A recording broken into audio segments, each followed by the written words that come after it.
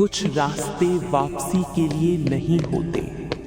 गुरविंदर अपने 4 दोस्तों के साथ एक ऐसी खोज पर निकला था जिसका अंत शायद किसी ने भी नहीं सोचा था।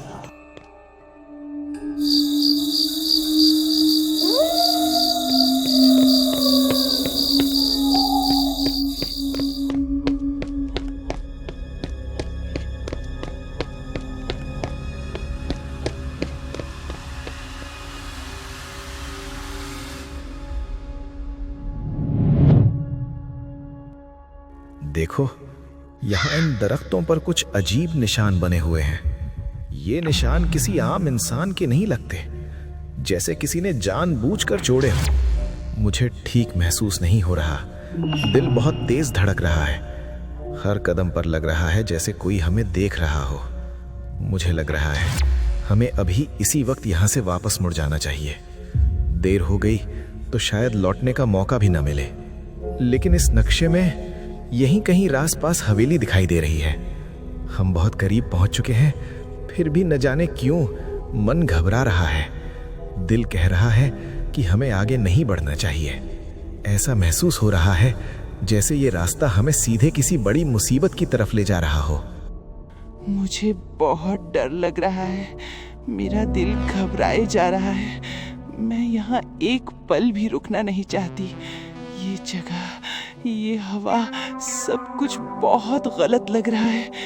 ऐसा महसूस हो रहा है जैसे ये जंगल हमें अपनी तरफ खींच रहा हो। हर आवाज पर लगता है कोई पास ही खड़ा है, और अगर हम जरा भी देर कर गए तो शायद ये हमें जाने ही नहीं देगा। मेरी बात मानो, चलो वापस चलते हैं अभी, इसी वक्त, क्योंकि अगर आगे बढ़े तो हो सकता है वापसी का रास्ता हमेशा के लिए खो जाए। किरण, अब तुम डराना शुरू मत करो। हर बात पर घबरा जाना तुम्हारी आदत बन गई है। हम इतनी दूर चलकर आए हैं, इतना सब सहा है, और अब तुम कह रही हो कि वापस चलें? नहीं, ऐसा नहीं होगा। अब हम यहाँ से खाली हाथ वापस नहीं जाएंगे। मुझे पूरा यकीन है कि हम सही जगह पर हैं। जो भी सामने आएगा हम उसका सामना करेंगे। डर के मारे पीछे हटने के लिए मैं यहाँ तक नहीं आया हूँ। तुम्हें क्या लगता है, नक्शे के मुताबिक वो पुरानी हवेली यहीं कहीं हमारे सामने होनी चाहिए?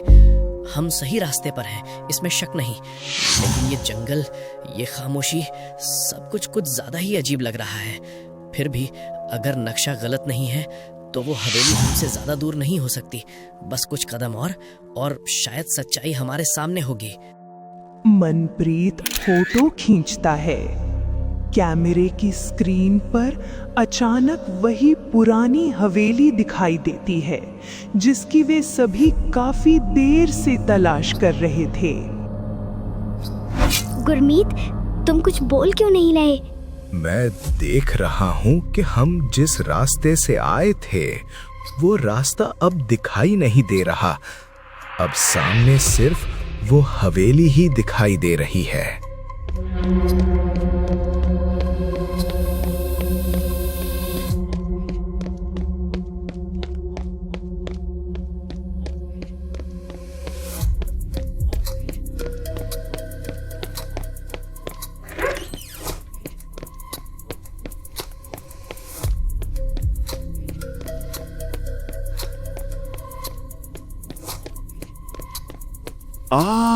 देखो, यही है वो चीज जिसकी मैं बात कर रहा था। जैसे ही हरजीत बॉक्स खोलता है, उसके अंदर से एक अजीब नीली रोशनी निकलती है।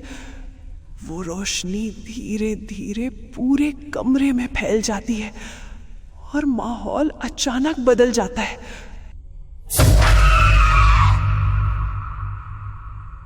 नहीं हरजीत, इसे मत छू।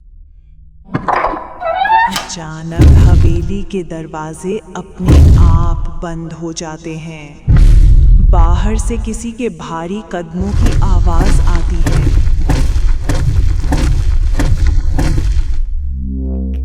कौन है वहाँ दरवाजे के पीछे? जो भी हो, आवाज दो। ये खेल मत खेलो, सामने आओ। नॉलेज की कीमत सिर्फ खून होती है। तुमने उस पवित्र बख्शीश को छुआ है, जो कभी तुम्हारा नहीं था। हरजीत, ये सब तुम्हारी वजह से हुआ है, इसे वापस रख दो। नहीं, अब ये मेरा है। इसके लिए मैंने अपनी जान खतरे में डाली है। गुरमीत, तुम मेरा साथ दोगे ना? क्या तुम पागल हो गए हो हरजीत? हमारे सामने कोई ऐसी चीज खड़ी है जो हमें मार सकती है और तुम्हें अभी भी पैसों की पड़ी है।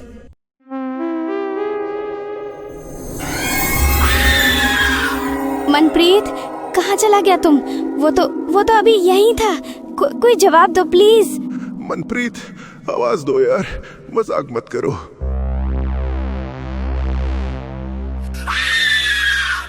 ऊपर देखो, छत पर।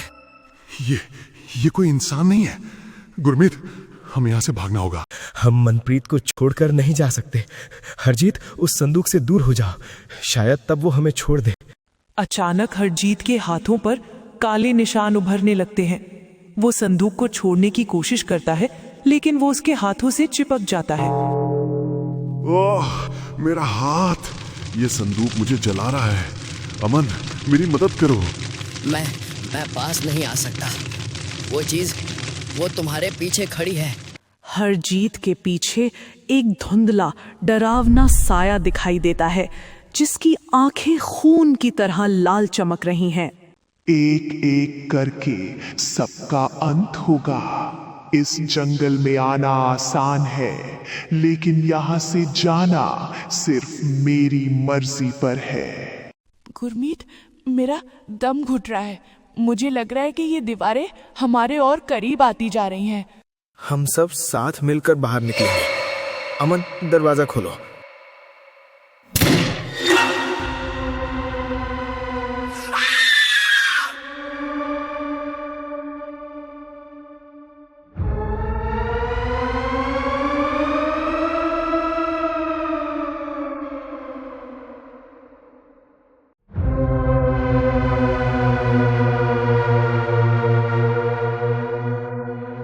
कुछ रास्ते जान लेने के लिए नहीं होते, लेकिन जिंदगी भर का डर देने के लिए काफी होते हैं।